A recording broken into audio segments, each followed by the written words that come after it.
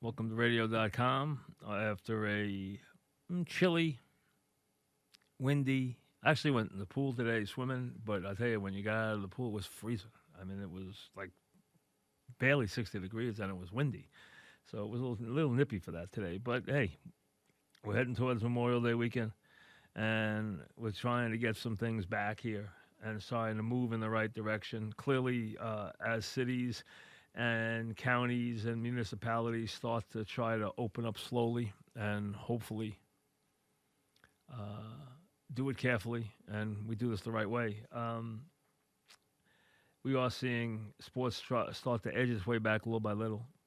We just got the word that the Belmont Stakes will be run on June 20th. When I first heard June 20th, I said to a horse partner of mine, Lee Einslater, I said, he texted me and said, they're running the Belmont June 20th. I said, well, they're not going to get any good horses in it. It's the first leg. They're going to run a mile and a half first.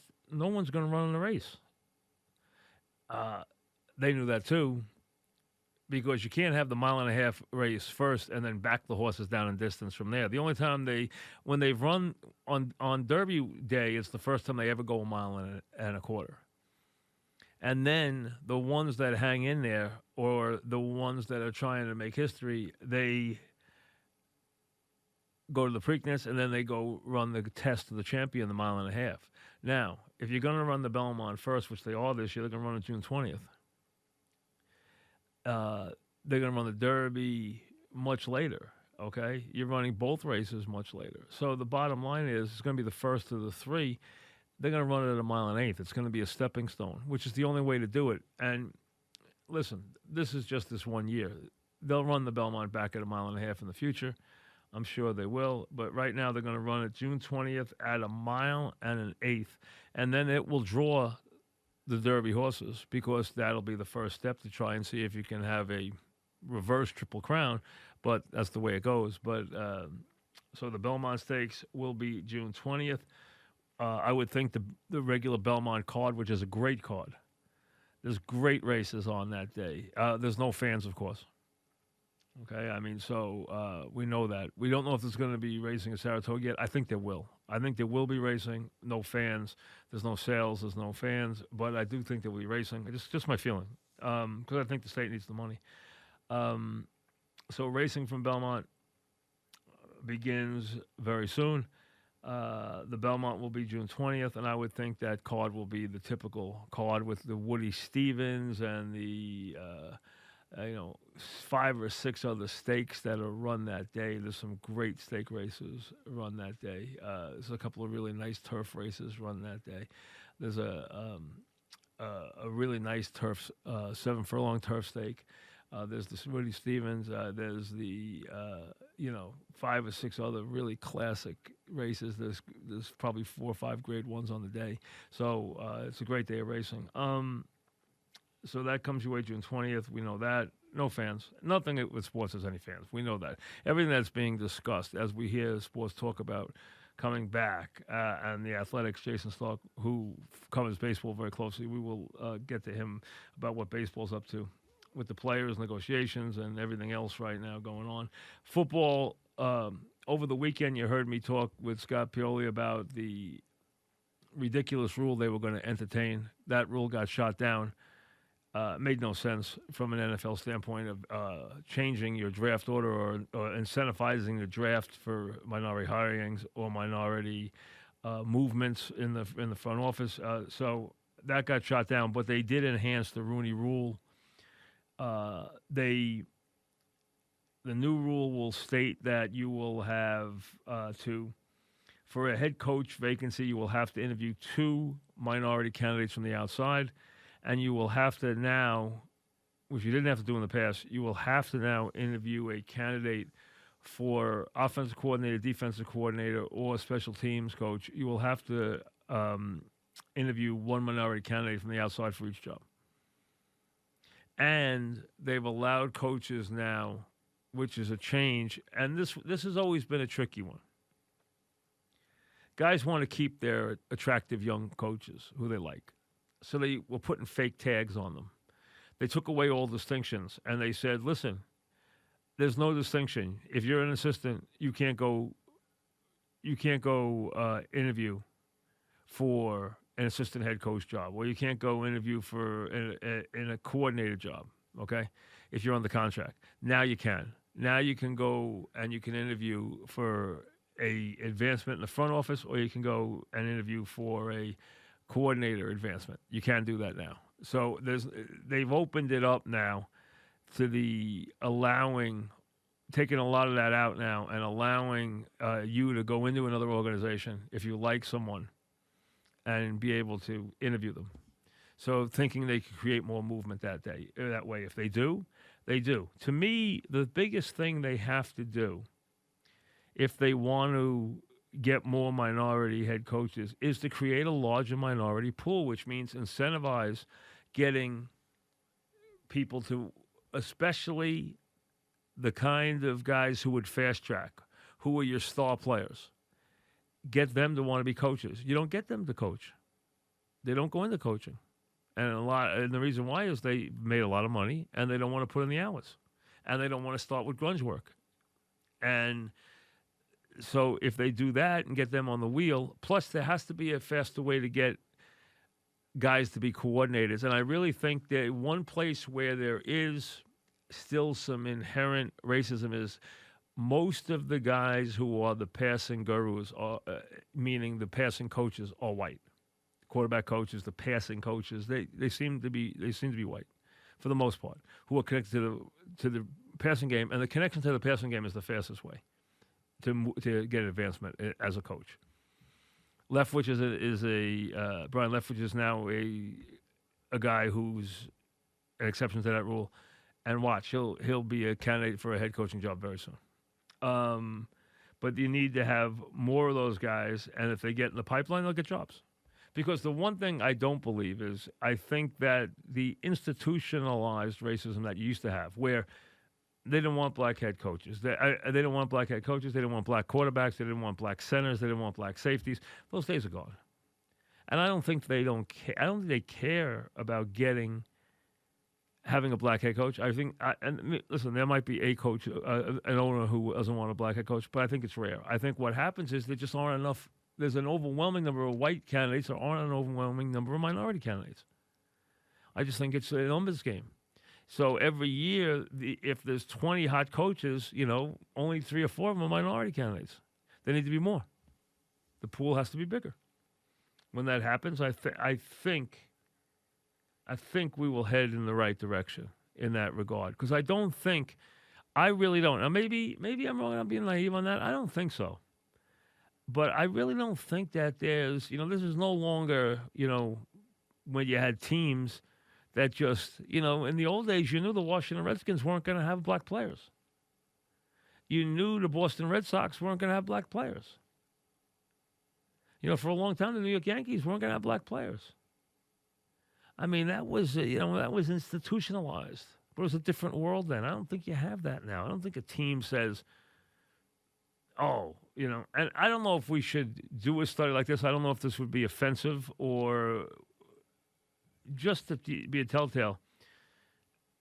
Somebody could make this chart up, and then you get a big idea. Take the teams, and remember, you're going to have a lot of ownership change on a lot of the franchises. But take the franchises and just see if they've ever had a black head coach, a black general manager, a black coordinator offensive, and a black coordinator defensive, and see how many teams haven't had any of them. I don't think there'd be that many, but I'd really never give it any really serious look.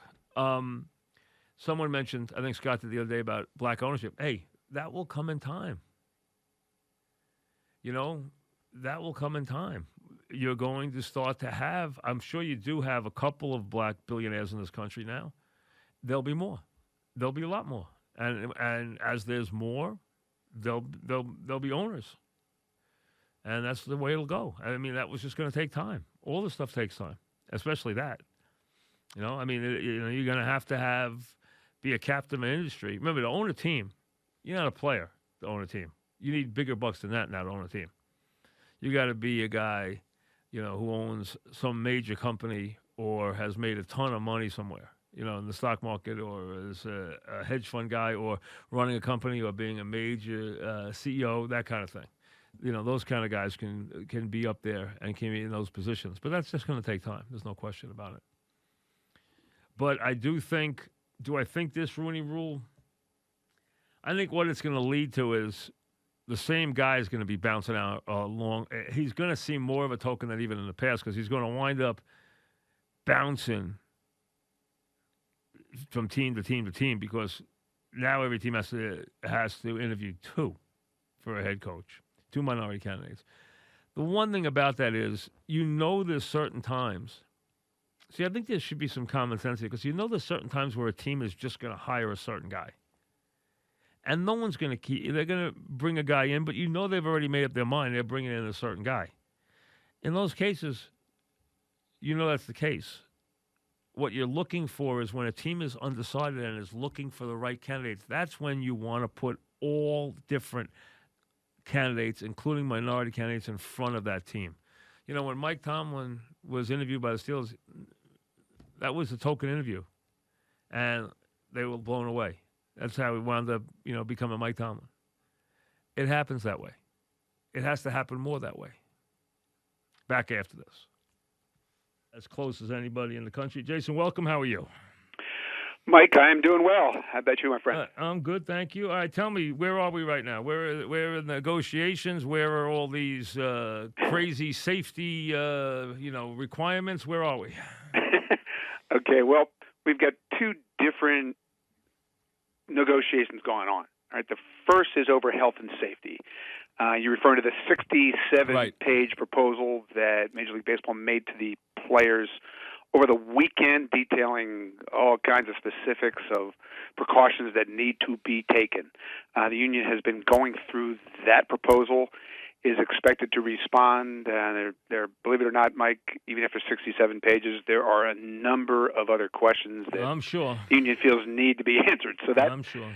Okay, that's step one. Then the other part of this is obviously the economics.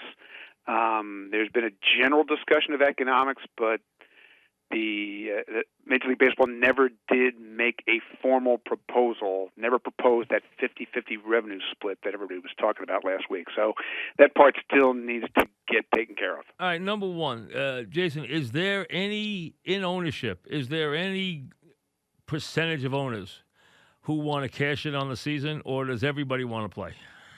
Oh, everybody wants to play. Okay. I don't think there's any doubt about that. So there's nobody who wants to close the door? Well, look, a lot depends on what the proposal is. What are we looking at? What are you figuring? It's 40% of the revenue, 45% of the revenue? What do we think we're looking at that they're trying to salvage? You really need to consult an accountant on that part because a lot depends on how you're defining revenue, right? But I can tell you this: there are a number of smaller revenue teams that have told me, if the players don't grant further concessions on salaries, then they don't want to play. Right. Because one said to me, I don't want to lose $150,000 a week. Well, whatever the number is, right. I mean, you understand? They're saying we don't want a situation where it's all cost and no revenue. Right. Now, you understand also that the union doesn't buy that or accept that. So, that's a major point of contention. The union actually thinks there's a chance that Major League Baseball can make a profit playing with zero fans this year. So that's how far apart they are. And plus, they go on the premise, as you've heard Boris opine, hey, we're not there sharing when they turn around and make $400 million profit over a period of 2 years. We don't get extra money when that happens. So if they have a rough year, that's part of their business. Their franchise goes up every year in appreciation. They're not going to make money every year as a business. So there's good and bad. As one, I think it was Boris, it might have been someone else who said they want to basically privatize the profits and socialize the losses. And if I were a player, I'd understand the premise of that.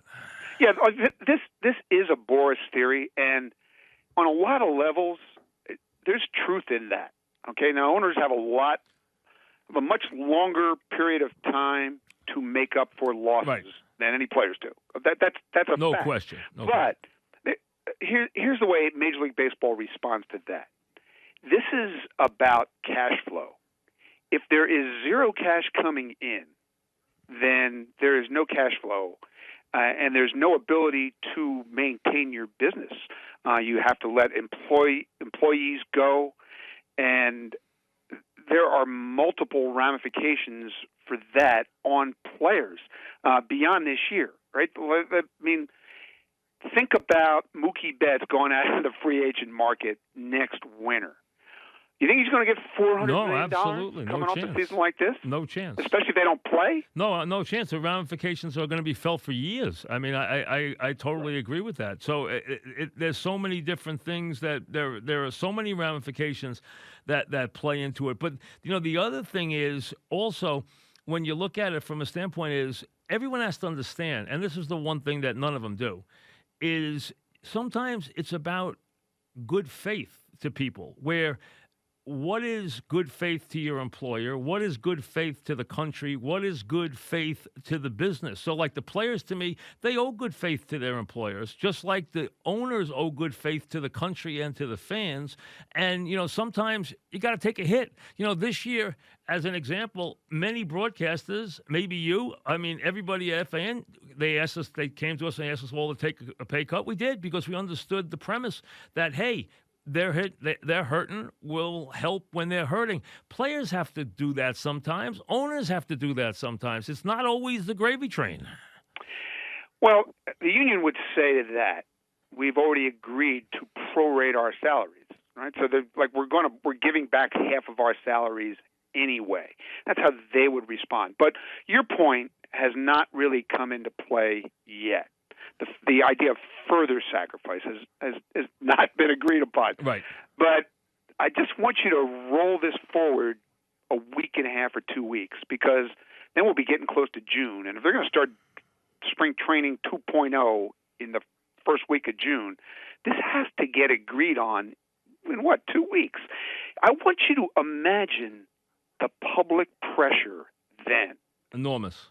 Enormous. Enormous. And they're looking at a PR disaster, the likes of which they have never, ever understood. It will be so much worse than last time. They'll have no idea. This is certainly comparable to canceling the World Series in 1994, but that didn't happen in the middle of a pandemic. No, this is worse, right? Because everyone has been asked to sacrifice in some way here. Even in those days, I wasn't asked that year when baseball didn't play to take a pay cut. I've been asked this time to take a pay cut. Everybody's been asked to take a pay cut. Everybody's been hurt this time, no matter what, and they have a public service. They do perform. They are part of the fabric of the country. They do play a role, and they have to recognize that. If they don't, they're short-sighted. You see, to me, there has to come a point where they understand, hey, we do have a special job, and we get to play a special game, and we do have a special role in America, and we have to fulfill that role. We have a responsibility sometimes, and if they are short-sighted on that, I think they missed a great opportunity, and I think they'll pay for it for a long time. I really do. Now, I don't know what it takes for them to make a deal. I really don't. You're closer than that than I am. But I just think sometimes you have to realize that the problem is bigger than you. And in this case, the problem's bigger than they are. And again, I think in a week and a half or 2 weeks, we'll be in that atmosphere where everybody recognizes that not making a deal because of a money fight at a time like this is a disastrous, potentially suicidal decision, right? Outcome. And so the idea is, how do they find that middle ground? Because it doesn't exist right now. Recognize that they just made an agreement, 7 weeks ago, and now they can't even agree on what they agreed on. It's typical, isn't it? Now, let me ask you this. We're talking with Jay Stark of The Athletic, who covers baseball and does it as well as anybody around. Now, from a standpoint of the health stuff, do you see any major obstacles there, or are they both just trying to dot the I's and cross the T's, and they're both on the same page? Or is there anything that is a point of contention in the health part? Well, there are major unanswered questions. Even after 67 pages of incredible detail, there are many questions that still have to be answered. Hey, there are portions of that proposal where it says we're going to figure this out later. Well, to me, the biggest one is what would close them down again. That's what I want to know. Right. That's the first one. What constitutes a stoppage in play that we have a problem? It's obviously not one. But is it 5? Is it 6? Is it 10? I mean, exactly what is it? Yeah, this is obviously the most important area. They've said if a player tests positive, Rob Manfred said this on CNN. If a player tests positive, their plan right now is not to shut down, right, to isolate that player and then play on. But there are lots of questions that go beyond that. You just asked one of them. What happens if 5 players test positive? What happens if the Mets' whole starting rotation tests positive? Bingo. Okay? Or the stars start falling in the sport. 3 or 4 of the big stars start falling. Yeah, and I mean, do you want to be in a situation where you're making this decision based on how good the player testing positive is at playing baseball? That's a really bad look. And I think the other thing is, and this is a big problem, and I think they all know this, because I had this conversation with an owner the other day, and I said, here's the biggest one. If any of you guys come back in any sport and one of your biggest stars in the hospital, it's over. It's over. I mean, it would be. Can you imagine you're in the NBA and LeBron James is in the hospital fighting this virus and he's in the hospital? I mean, so if something like that happened, I don't think any of these sports would be back in action. Yeah, I don't even want to think about that, but that's obviously a real-life scenario that everybody would have to deal with as humans. Yes. Not just as a sport. Yeah, or if a breakout happens in some city they want to go into, or they are on such unstable ground, all of them. When I read through the just the bullet points of the 67-page thing, I actually said, I don't know if they're going to be able to come back. This is so hard. It's more difficult than I even thought it was. It really is hard to put these sports on under these conditions. It is, and you can make a case that baseball, of all of them, is the easiest, quote unquote, to put on, right? Because it's not based on players crashing into each other. But when you start going through all the details, every player would do what he needed to do to play, right, and follow the instructions as best he can. But just recognize it's not just players. We're talking about thousands of other people, right? Everybody who's allowed in the park, every hotel worker, every bus driver, every TSA screener, everybody has to follow every protocol every single day, or this thing breaks down. And that's where it gets a little challenging, huh? No, Everybody, incredibly. thousands of people doing everything perfect every day for months at a time? We're talking with the Athletics. Jason's talking about baseball returning. Let me throw a couple of things out. Just tell me if it's been settled or still to be decided as far as, is it a 50-man roster? Is that settled? We don't know what the active roster would be. I mean, no, but is it 50 men? 50 to, players will be on with each team? 50 players would go to spring training. Okay. Then they will decide how many would be on an active roster. Do you think there will be a taxi squad? There has to be. Okay. There won't be a minor league and there'll be a lot of pitches involved, obviously. Would have to be. Right. So what do you think a team looks like? I think we're looking at an active roster initially of about 30 players. Okay. Because you're not going to want to push your pitchers. And you'll have a taxi squad of pitchers. And you'll have 20 additional players that you'll be able to run in and out. Or just for whatever reason. You can't call anybody up from AAA because there is no AAA. What about service time? Service time has been decided. It has already? Okay. Basically, everybody would get full service time under almost any circumstance. What happens to what is your gut feeling teams are going to do with their star player who they wanted to have at least spend a month or two in AAA this year? Does that guy automatically come to the majors this year? Because you don't want to sit him around? Because you don't want to sit him around? Yeah, that's a really interesting question. And that could depend on how they're going to compute the service time of players like that. If all service time is prorated, I would think some of those players would still spend some time in the minor leagues, but that guy, that star pitching prospect who you were thinking, I can only push him to 90 innings this year. All of a sudden, that's not a big deal. So you don't have to worry about any of that. It's just free agent qualification. How quickly does he get to the free agent day? As far as teams and their approach to this, do you see teams that are marginal approaching it differently than they would have approached the regular season? Do they look at this as an opportunity, or do they look at it the same way? Well, if you've seen some of these simulations that have been run on sites like Baseball Prospectus and Fangraphs, they would tell you that there is a much greater chance of a fluke team making a 14-team playoff field than you would have in our full season. Right, like because a White Sox or somebody like that. Yeah, somebody could get hot for somebody can get hot for half the season. Yeah, the simulation I saw over an 82-game season, every single team made the playoffs at least once out of like a 1,000 simulations, except for the Tigers. Do you think pitching will be ahead of where it normally is, or do you think hitting will be ahead? I think in a shortened spring training, I don't see how pitchers have time to get as ready as they would normally be, unless some of these teams have already started to anticipate when spring training would start and have players already ramping up what they're doing.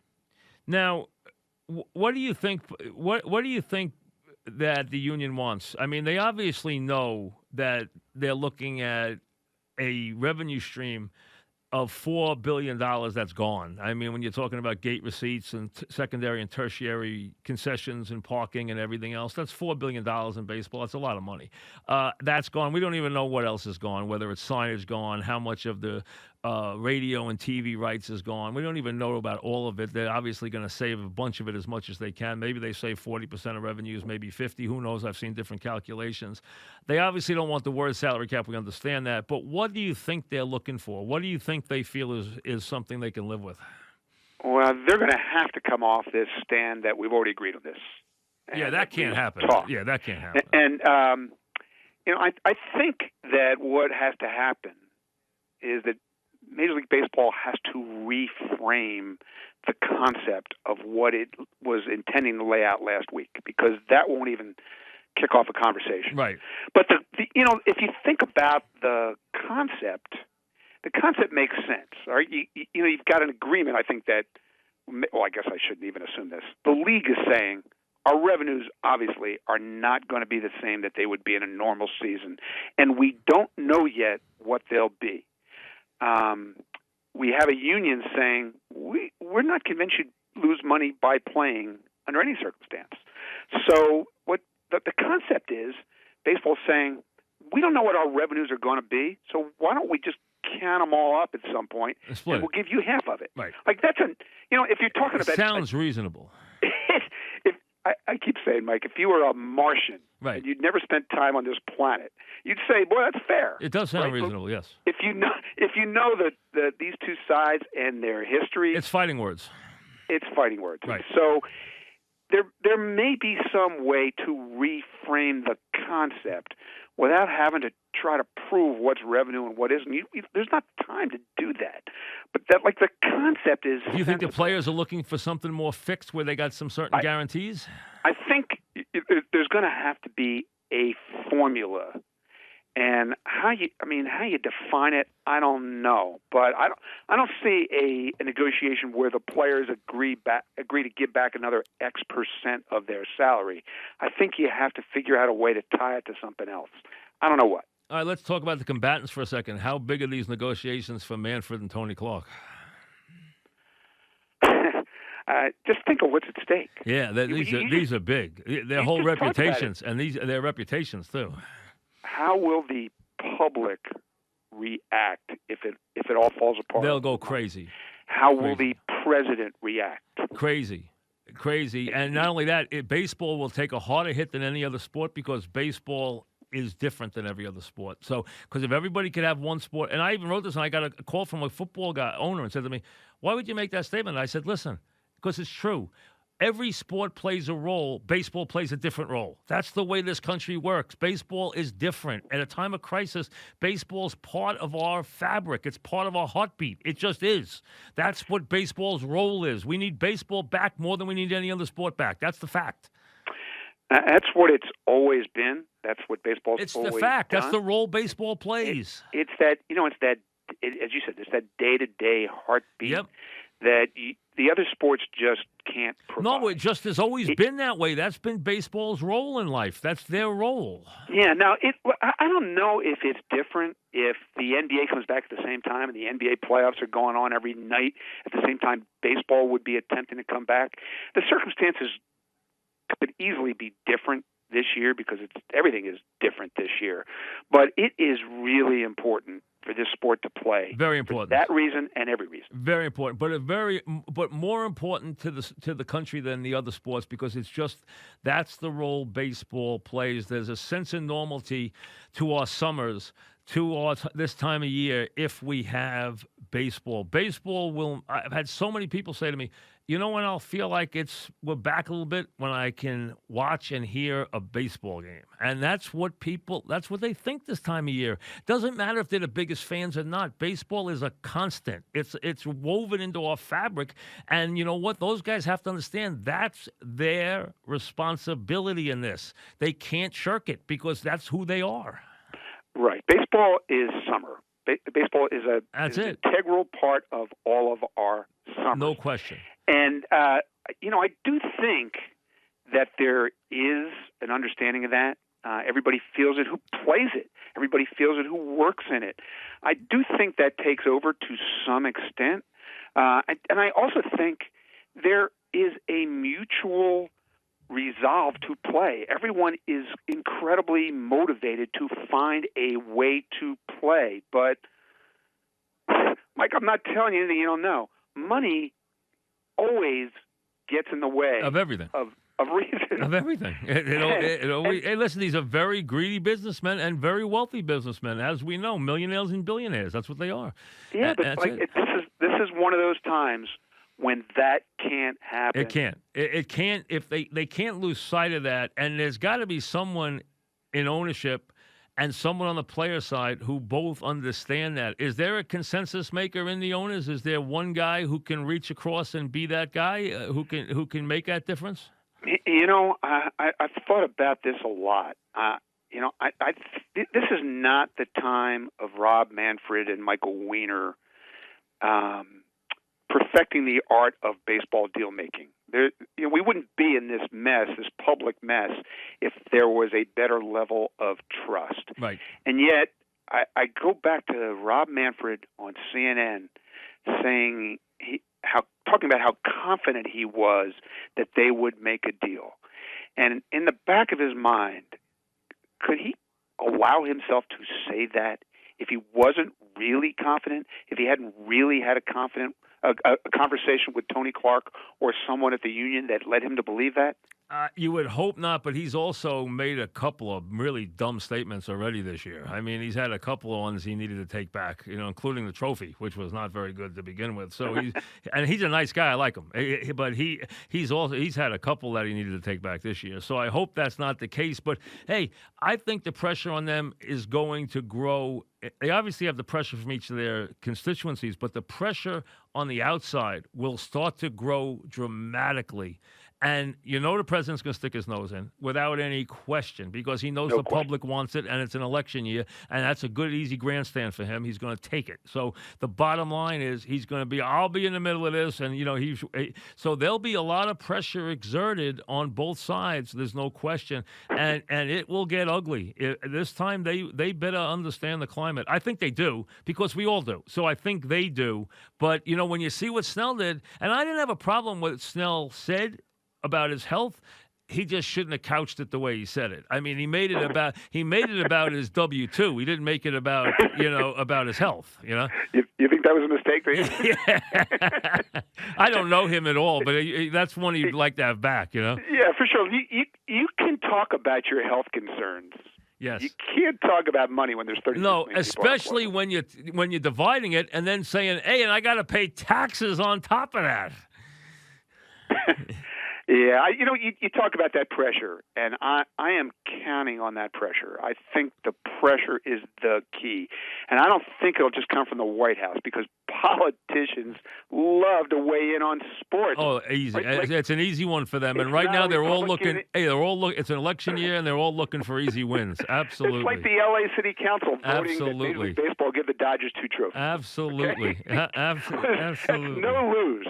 It is. Listen, I know you got to run. Thanks very much. Good luck along the way. I'll be reading. Thanks very much. Hey, good to talk to you. Thank you. Be well. Thank you. Jason Stark, back after this. Something on Baker. I mentioned it yesterday, but pleaded not guilty, as you would expect. And let's be honest, from everything we can see, it does not look like. It looks like this whole case has basically just crumbled on the authorities down there, because they had the affidavits sworn out by the people who were the victims, and then they absolutely recanted everything. So you wonder where this is and where it's going. Now, did he do something? Yes, I'm sure he did.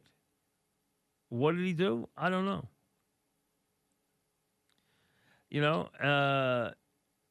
He clearly did something here. Even though they took back some of the things, there's been talk of guns. Clearly there were altercations. He was in a place that was unsavory. We don't know if he committed crimes, okay? Now, where he is with the team, we don't know. I'm sure he has, and we've been reports already, that he has asked for forgiveness. He's conveyed his condolences, according to reports, and relayed his, thoughts to everybody, including the team and to the general manager and to the people in the front office.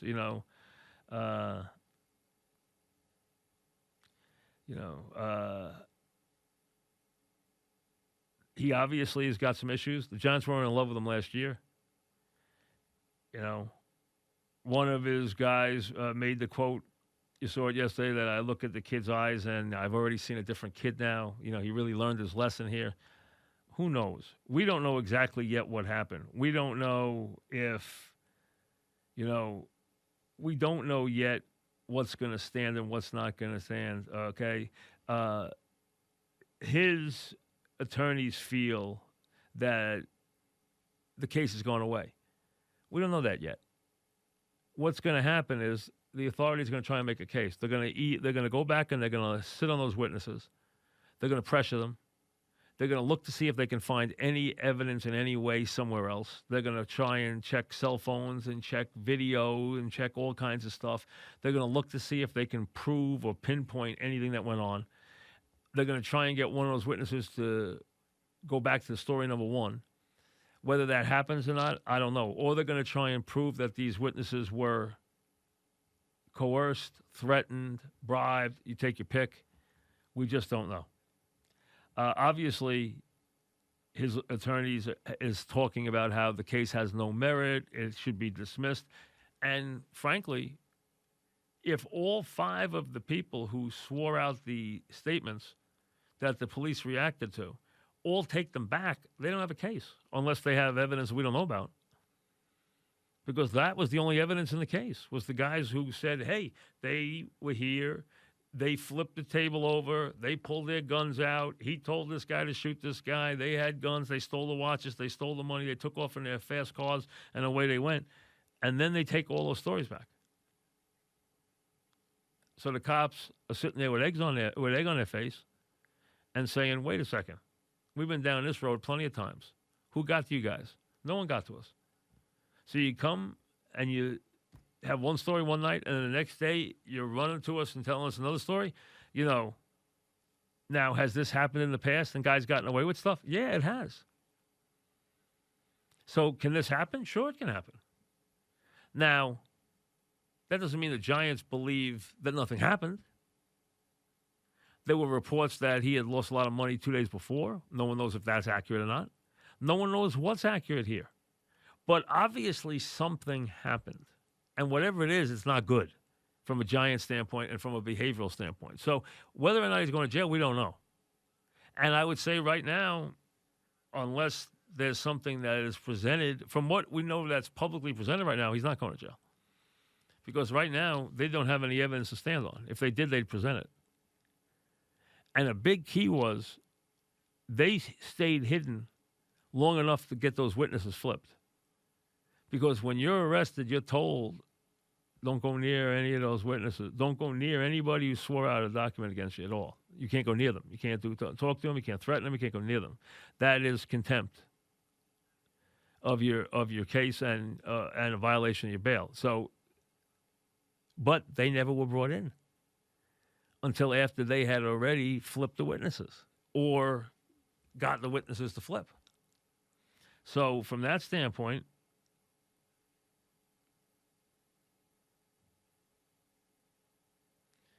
so who knows? You know, again, no one knows for sure what's going to happen here. What we know is I would think that if they throw the case out, I would think that he would be back with the team because I don't see any other way if there's no crime.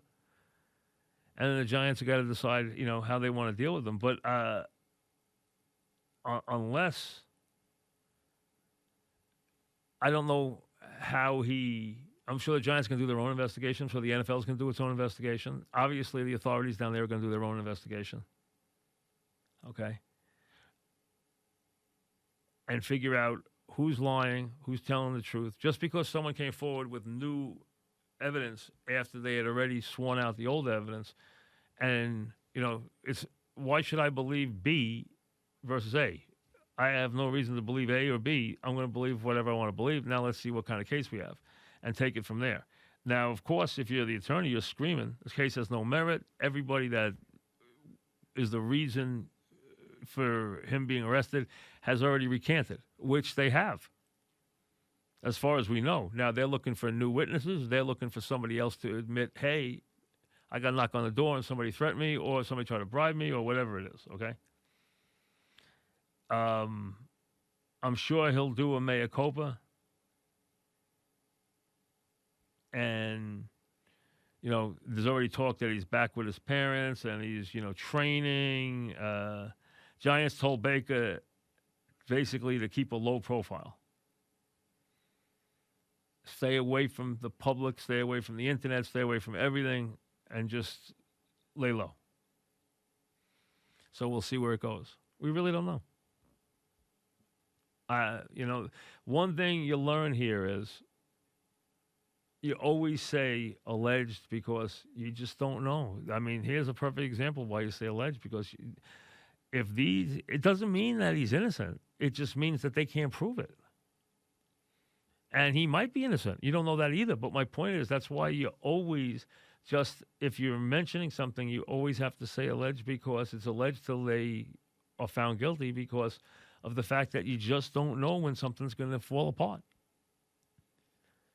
And I'm sure they're out there checking cell phones, seeing what cell phone calls were made, seeing what they can ping off cell phones, and trying to see if they can find any video and see if anybody else saw something. Or, hey, that's what police do. I'm sure they've spent the last couple of days doing that. Who knows where it'll take them? We'll have to wait and find out. All right. We'll hit the fan when we return at 6. Mike's on. He's ready to go. On the Fan. New York Sports Radio. Mike's on. Mike's on. He'll get you the sports any way that he can. It's Mike Francesa on the Fan. Sports Radio 66 and 101.9 FM. WFAN.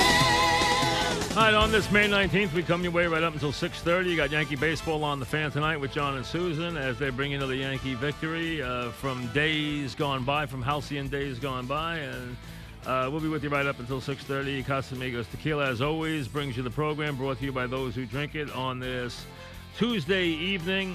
Not a bad day today as we head towards Memorial Day weekend, and we get a glimmer of hope that sports are starting to move in the right direction. Not going to be easy, though. You heard today about the Belmont, which will be run on June 20th, odd. And when I heard first from one of my partners, horse partners, from Leon Slater, that Belmont was going to be, we knew Belmont was opening.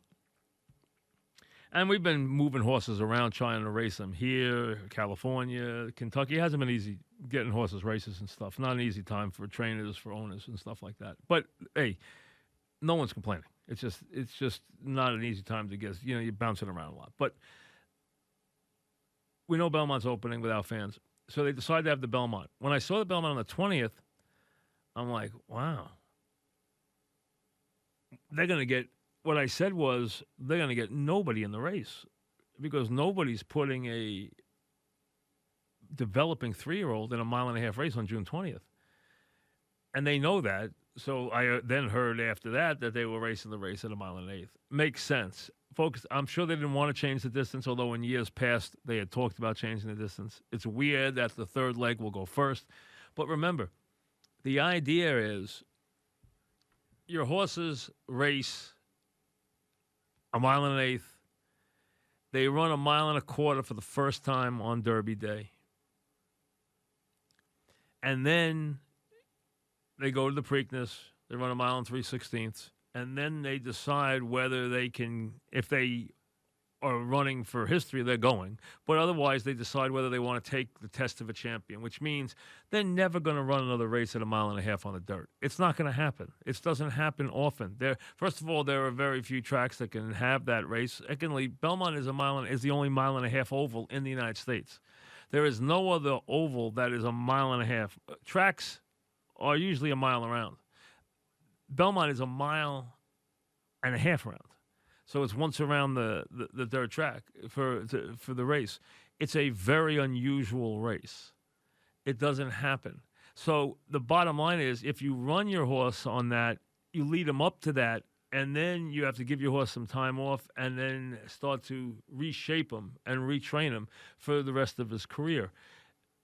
To do that first, to start and run at a mile and a half and then cut back would be impossible for those developing 3-year-olds. It would. Most of them wouldn't want to try it. Most of the good trainers wouldn't even want to take their horse in that way. They wouldn't want to do that because you're going to have to put stamina into them and put a little different training method into them and then back them off that. So now that it's a mile and an eighth, it's a stepping stone. It's exactly what it should be. It's a mile and an eighth, and then that will lead you up to the other races. So you will get the Triple Crown contenders. I'm sure the New York bred Tisdalaw is going to run there, and the other good horses are going to run there. I'm sure Baffert's going to send his horses there, and then they will tackle the other races of the Triple Crown based on how they're doing in the summer. The Derby, when it's supposed to be run. So they will run it on June the 20th. It'll be a welcome card that day. Who knows? Maybe we'll do a special show. They've already asked me if I'd like to do a special show from home. Maybe we'll do that. We'll load up some racing sponsors and do some different things, and I'll get Brad up and, I'll have some fun. I'll get some trainers on and get some people on. We'll have a little Belmont party that way. Maybe we'll do that on Belmont Day. And then we'll have some predictions for you for all the races. Maybe have Brad with me the whole day and let him just, or for a couple hours and let him pick all the races for you too, and we'll have some fun with that. We'll come up with a way to do it. So we'll do that maybe on the 20th, on that June 20th, because we can't be at the track anyway. That's the way it is this year. So we'll do the best we can with it for you racing fans. So that comes your way in a couple of weeks on June the 20th. So something to look forward to this weekend. You obviously are moving towards the golf, which at least comes your way this weekend, where you'll have Tiger and Phil and the two iconic quarterbacks squaring off in their match for medalists. Best ball and alternate shot, 9 holes. And obviously, they've already locked up $10 million for charity, and they'll do better than that. But they're starting from that point, and it'll be Tiger and Peyton Manning and of course Phil and Tom Brady. That is the matchup coming this weekend. So a little more sports there, a little sports here. Belmont opening here. Churchill Downs is already open this week. Matter of fact, the weather's not great. We're bringing one of our horses back this week, Casa Creed, who you last saw him winning that Grade 2 at Saratoga last summer. We obviously had alternate plans with him, and we obviously are still doing that. The weather doesn't look great for this week at Churchill, but he'll run in an allowance race coming up in 2 days. So we'll look forward to that, just to get him back on the track. And again, that race might not even stay on the turf, or the turf might be soft. I mean, but hey, these are what you live with. These conditions are like that right now. Earlier on radio.com, last hour, I had Jason Stark on from The Athletic talking about where baseball is. And baseball's in a very tricky place right now. They have a lot of work to do in a short amount of time. And there is really a underlying animosity there between the two sides. See, they've been itching for a fight for a long time. But what they have to realize is that they can't have that fight this year. They can't have that fight this year, not in this climate. They will rue the day they did. And that's going to put a lot of pressure on the powers that be here, on both sides, on the owner side, on the player side. It's going to put a tremendous amount of pressure on them in the weeks to come here if they can't get a deal done. Safety concerns are one thing. Economic concerns are another. And they have some issues on safety to work on. They are at loggerheads. Now, remember, baseball and the owners agreed a while ago, take this money, $170 million for April and May, and then we'll pay the money for the rest of the year.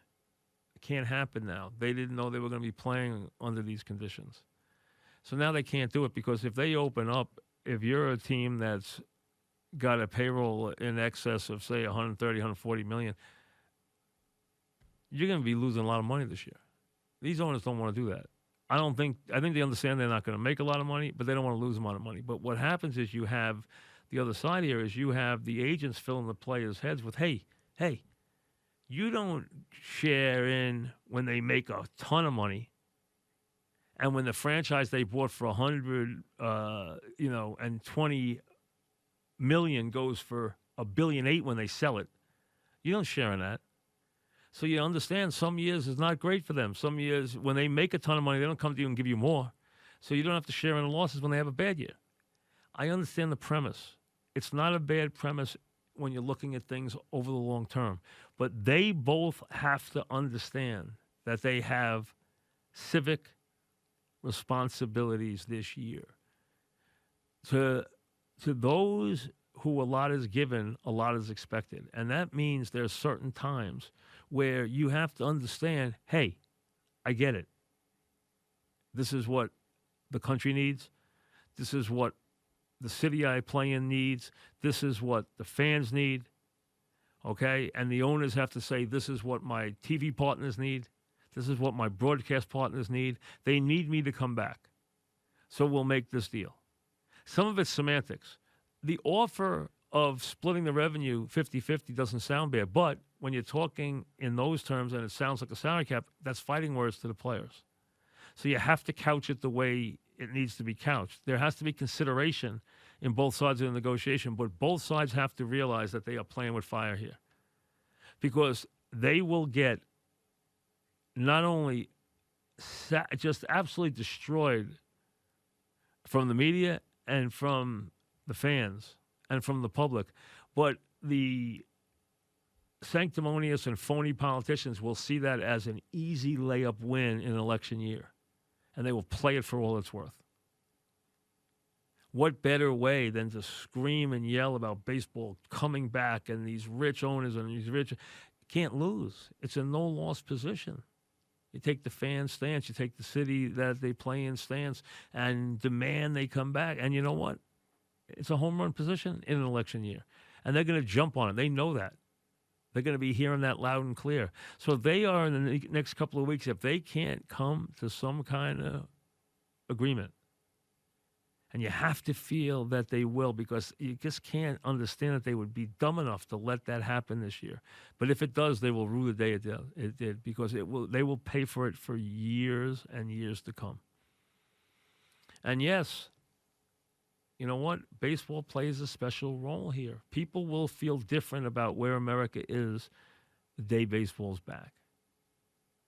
They will feel like more of a sense of normalcy when on a Sunday afternoon there's a baseball game playing on the radio. No, you can't go to the ballpark and take your kid to the ballpark this year, okay? Sorry, that can't happen. It's a strange year. But you can still sit down and watch the game on a Sunday afternoon or a Friday night, or listen to it in the car on a Saturday afternoon. And just that constant companion that baseball is. Baseball is woven into the fabric of everything this country does, every bit of the culture. That's what baseball is. That is its role. It can't shirk it. It can't run away from it. It has to embrace it. If it doesn't, it will really wish it had. They wrapped up the Jordan documentary yesterday. And I thought, for the most part, I know people are trying to examine everything about Jordan's life and say, oh, we didn't see this, we didn't see that. Hey, I thought overall it was well done. I thought there was some really good storytelling in there. I thought the Steve Kerr stuff with his father was really well done. The stuff leading up to Steve Kerr, you could see what Steve Kerr was all about, even when he joked about making the shot and everything. I mean, you could see that he had some depth to him. You had the saga of that game 6 that night, obviously, where, Pippen was just so limited. What you can tell in that game is that Jordan really got very tired. He took 35 shots that night. He wore down, but he had to do things that he normally didn't have to do. Pippen couldn't handle a ball in that game. If you look at a Pippen box score, it's got, almost every night, it's got 10, 12 rebounds, 9, 10 assists, 4 steals. That night, Pippen was in and out of the lineup. He played 25 minutes. He took 7. He was 4 for 7 from the floor.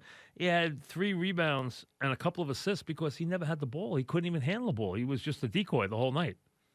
And Kukoc did a good job that night. He went 7 for 14 in a game where it was tough sledding. He did a very good job. Ron Harper came up with a couple of big baskets. Rodman made a couple of uncanny buckets in that game. The one thing I will say about it is, it was painted as if, we lived that pretty closely. We went to most of those games.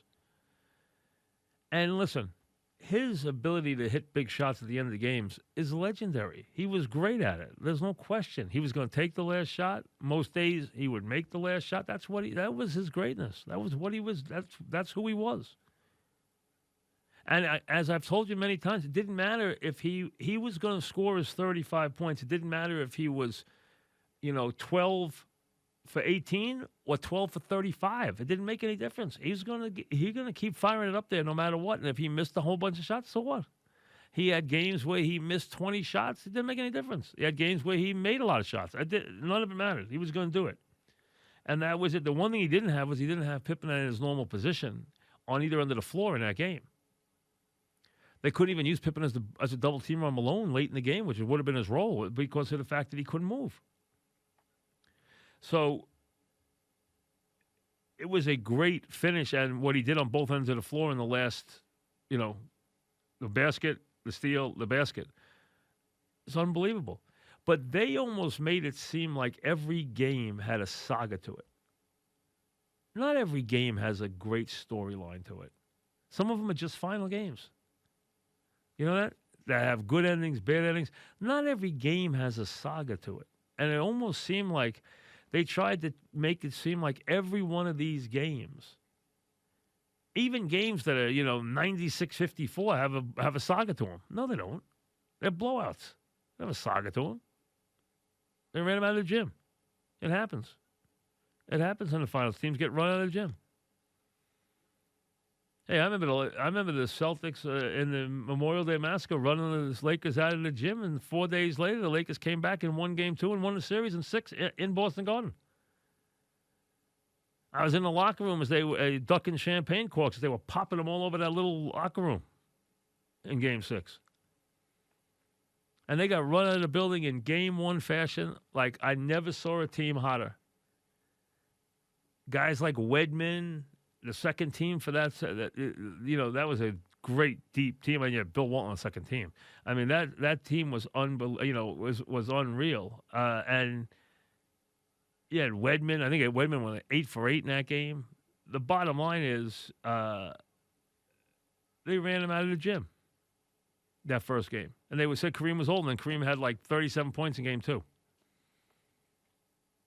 And those years. Celtics had a really good bench, but what I'm saying is you can have one game that's just team gets destroyed. Doesn't matter. The next game can turn out to be a 2-point game.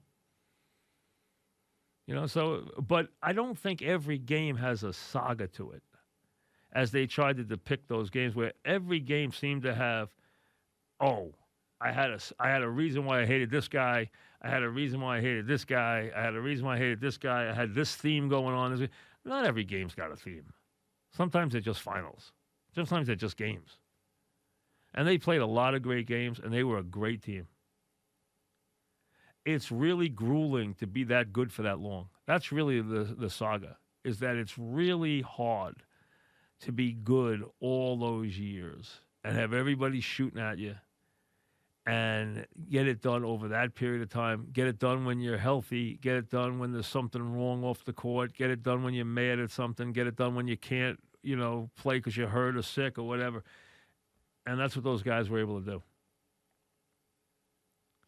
And, a lot of people have written about, Pippen got short-sighted. I don't think so. I think, listen, he should never have stepped out of I understand why he felt slighted with the Kukoc play. Still, Phil gets the call to play. He should have inbounded the ball. Case closed. He's wrong, 100%. He had to live with it. I understand he wasn't running away from the shot. He wanted the shot. The point is, he didn't get he made the shot. That's it. He basically, the coach decided to go a different way. The coach is in charge. That's all. You have to live with it. That's all there is to it. I understand he wanted to be treated like he was, like it was his turn, because that was always Michael's role, so he wanted that role. And that year, he played as well as you could play. He led the team, and as I mentioned before, he led the team in every category, which hadn't been done in the league since Dave Cowan in the 70s. But you know what? He was wrong. But I think anybody who remembers those teams knows how invaluable he was on both ends of the floor to that team, and how well he fit and to do the things that Jordan's strength was to take the ball and score it, and especially take the ball and score it late.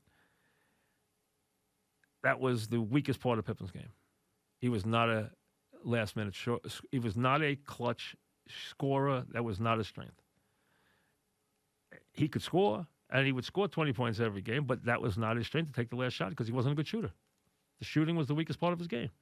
But his defense, his ball handling, incredible defense, ball handling, length, rebounding, versatility made him the perfect second banana to Jordan. Perfect. Absolutely perfect. That's why they were so good together. And then the other pieces that fit in, whether it was Rodman. I know Grant's disgruntled, but Grant was always disgruntled. He and Jordan had issues. That's all there is to it. Grant should just realize he had a great run early on there and just be happy. But he's always he and Michael just don't like each other, so you got to live with that. Scotty and Michael are very close, and Grant and Michael aren't close. So you live with it. That's all. And you can see that you learn from that piece that Jordan holds grudges. That's the way he lives his life. He holds grudges. He doesn't suffer slights well. He uses them as motivation. That's what he does.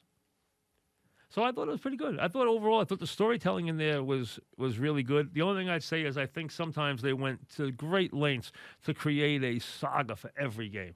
And that's hard to do because not every game's a saga. Some games are a saga. The game where he's poisoned, whether he was flu-ridden or poisoned or whatever, who knows. The bottom line is he played great. That's the bottom line.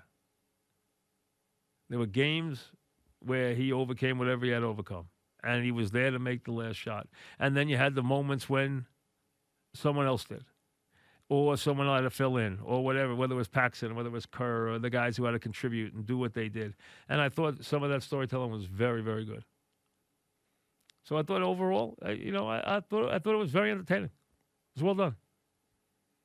It wasn't perfect, but it was well done. I understand people wanted certain things. Oh, why didn't you do this? Why didn't you do that? No matter what he did there, somebody would be looking for something else. Why didn't you include this? Why didn't you include that? Hey, he gave you plenty. But not every game was a saga. Some games were just basketball games. But you know what it was? A lot of wins. And that 72-win team, they were unbelievable. They were unbelievable. And the thing I remember most about those guys was how tireless Jordan, Pippen, and Rodman were on defense. And even Ron Harper at times, they were unbelievable on defense. Just worked so hard all the time and were in such great shape all the time. And it was very impressive. All right, you got Yankee Baseball coming up with John and Susan. Casamigos Tequila, as always, brings you the program, brought to you by those who drink it. Stay safe. We'll see you tomorrow.